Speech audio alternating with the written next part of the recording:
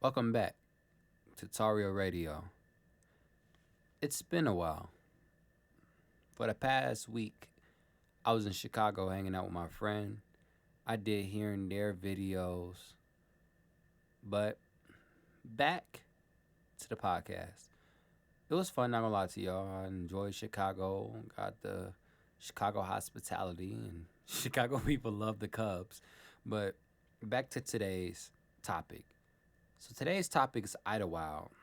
And Idlewild is a very roller coaster album, if that makes sense. It's by the duo Outkast, and personally, I'm be honest with you. I love It's an album and it's a movie. I suggest you watch the movie. I I'm bad with names, but the character Andre 3000 play made me feel I felt the same way. I feel like me and my one friend, we come from two different sides of the tracks, but we always help each other out. And I had a girl, and she thought this and that, and then she just left me, and I low key want to kill myself. And I was like, damn. Then my friend came and like, hey man, I think you should really do something. I think you should really do this. And it's hard to explain without going too deep in detail. I just like I can relate to the story. Let's say that, and in certain things I was singing, in certain songs, really got to me. Like Into You. I don't want to get into you. Hey, I don't want no girlfriend. I just want to get into you. That's what it said. I just want to get into you. It's crazy. And life is a musical. That's good. And Hollywood Divorce. Hollywood Divorce, it was beautiful. Like a lot of these songs on this album are so fucking beautiful to me. I like Ottawa, Don't You Worry About Me. Mama, don't you worry about me. Well, I live a life, but it just ain't mine. Like that shit's so beautiful to me. I don't care what no one say. I like it. Honestly, I really do like it. I think I could listen to Andre sing because Andre sings so much on this fucking album. This is a unrated. Like people do not understand how much I'm in love with Outkast. I love Outkast. You know what I'm talking about? Like PJ Rooster. He said, "Whoa, meme, whoa, Pepe." I was like, "Dang." And I was like, I don't know. And then he they made the mighty yada yada yada, odi odi odi, mighty odi odi o.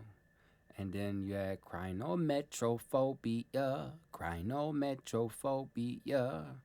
Like a lot of these songs to me, I like we go from song to song. I just like my reviews. They're just my honest opinions on the album. It's just beautiful.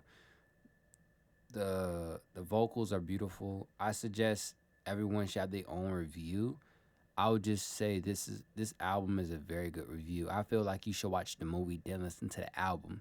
And while you listen to the album, you either drive somewhere or you go on public transportation or you just like close your eyes and relax and listen to it. Cause it's like one of those albums you have to listen from. I can listen. You have to. You have to. Okay, you have to listen from start all the way to finish to understand. Cause it's its own story. The first beginning of the album is like a uppity nigga acting like, oh, he better than everybody because he went to a fancy school and he's an actual actor. But everyday people want to do the same things, and they might not have the money to do all that. So you know what they do? They become amateur at amateur night. They try what they have to do. They amateur at plays, do whatever they got to do, get good at it, and go from there.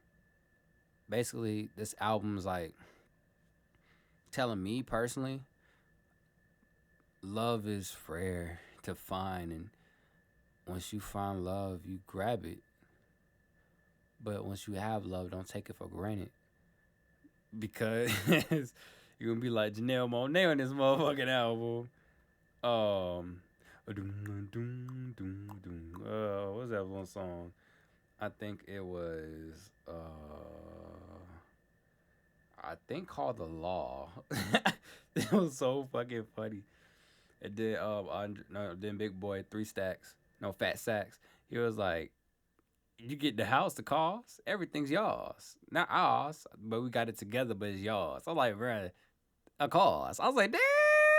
I was tweaking when I heard that out. When I started listening to it, like I've been listening to this album back to back nonstop for the past 3 days, and it's crazy. It's honestly crazy. It's so crazy. Like this album's been my life for the past 3 days. This album, I could give it a 9 out of 10. The only reason I give it 9 out of 10 because it's I need to sit with it a lot longer. I want to live throughout the album. I want to live, you know what I'm saying? Live through the album for a bit, study the album, analyze it a little bit more, and really grow to appreciate it. That's what I think you should do with music. And one more thing, I feel like Fat Sax and or Andre 3000 is really slept on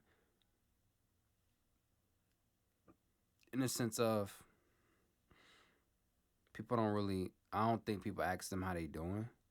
I bet they doing a lot of stuff in the background, like Andre 3000. I bet he do a lot of production for people in the background, but one of my biggest dreams or one of my things I wish happened. I wish they made another album or something because they give me they. I'm sorry, but I'm unapologetic. Let me stop.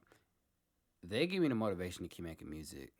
These that Outcasts, their story. They come from the same spot where I come from. They give me the motivation to keep making music. Honestly, I really can say that they give me the motivation to keep making music. Without them, I think I would never make music. Them, Kanye, the whole line of people. Without Andre 3000 and Fat Sacks, I would not be able to make music because it's the influence I heard a lot of his songs growing up. Now I mean, even the songs they don't play on radio. My dad had all the cassette tapes. I got my own cassette tape collection. My dad got shit tons more, but they all downstairs in his basement. I'm in the summer right now, so nah, I can't. I'm gonna collect all that shit and throw it up everywhere. I'm not about to do that. I don't got a lot of space like that. But if my dad don't want his cassette tapes, I keep them and I'll show y'all my whole collection one day. But I just want to tell Outkast, Andre, and Fat Stack, y'all both changed my life for the better. I appreciate y'all with all my heart. I hope y'all make another album.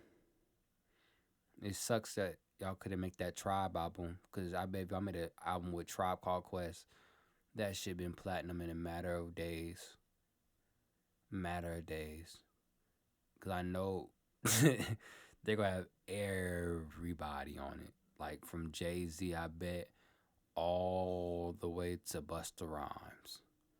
All the way possibly to 50 Cent. Maybe do a little Kendrick, Cole, you know. But this is my opinion on Idlewild.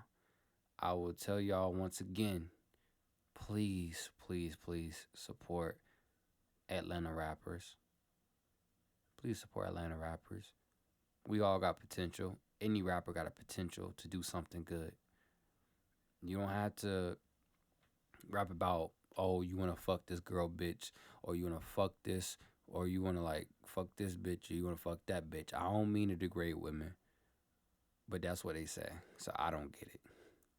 Or you wanna like make this, you have all this money, you wanna pull up in this, you wanna do this and that, you wanna shoot that op because he's a op. If a dude's a op to you and he's a grown ass man, and he comes to some type of agreement, if y'all can come to an agreement, how about y'all agree to disagree, shake hands, and walk away? Like, talking about you gonna smoke a dead op's ashes and shit, that ain't cool. That ain't hip hop to me. What's real hip hop? What's real hip hop is talking about liberation, your freedom, your life, your feelings, how you feel. You feel suicidal? Why you feel suicidal? Why you feel like this? Talk about your kids. Talk about your mama. Talk about how the shit your mama put you through. How about the shit you put your mama through for her to put you through the shit she put you through. And not for the shit she put you through. It's just the shit she put you through because of certain situations she was in. You didn't know how to cope with it, so you put your mom through shit. And over time, you realize it wasn't fully even your mom's fault. It's just shit that was going on. You know what I'm saying? Like, talk about that. You know, talk about how you still see homeless folks where you come from, and you wish you could help them. You wish you give them your last, but you can't because they had the same opportunities as you, but they didn't take that same opportunity as you. That's that deep shit. You know what I'm saying? That's liberation music. You know, rap is liberation music. It's for the voiceless, the unheard of. And I feel like once more people realize that, I feel like we'd be a lot more free.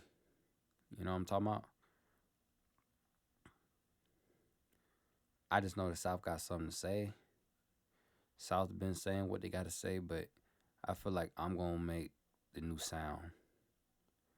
I'm gonna put my sound out there, and one day it'll blow up, and the rest be history. And with that being said, thank you for listening to Tauruio podcast. Stay tuned for next video or next listen. Be sure to follow me on Instagram at Tauruio underscore. Be sure to listen to any of my music on any publication at Tauruio. And be sure to just like and comment and share. Please share. And just stay positive every day. Stay positive. Because if you're not positive, that means you're negative. And we all are bored. But the real question is, are you bored? Well, all aboard. The real question is, all leave you bored. But you know what I'm saying. Anyways, stay tuned to the next podcast.